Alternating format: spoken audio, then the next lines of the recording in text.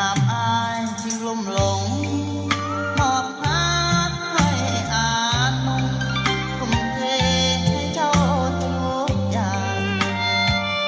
สัวชีวิตนี้ขอยอมเป็นทาสพักนางยอมทำตามทุกอย่างสุดแล้วแต่นางสั่งการขออย่าลำเกียจว่าอายนี่จนแต่เรื่องความอดทนหัวใจของอายเต็มเปี่ยม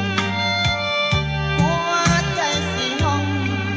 ของอายบ่แม่นของเทียมบ่ได้มีเล่ห์เหลี่ยมมีแต่ฮักแท้จริงใจลูกไก่น้อยของคอยความหาเมตตาใจปรารถนาหวังอยากผูกเคียงสิไกลอยากให้ฝันเธอให้หลงละเมอเดียวดายชีวิตคงมีความหมายหากได้ของผู้คนดี อายเหมือนลูกไก่อยู่ในกำมือที่มอบให้น้องคือดูแลมอบความรักให้สิบีบสิคันลูกไก่นั้นให้ตายก็สุดแล้วแต่ใจขอลูกไก่อยู่ใน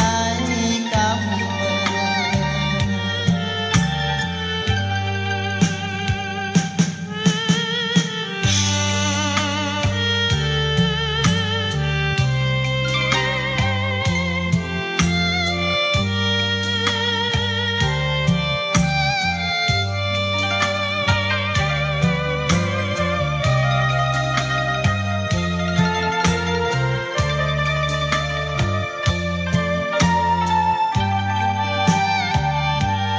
ลูกไก่น้อย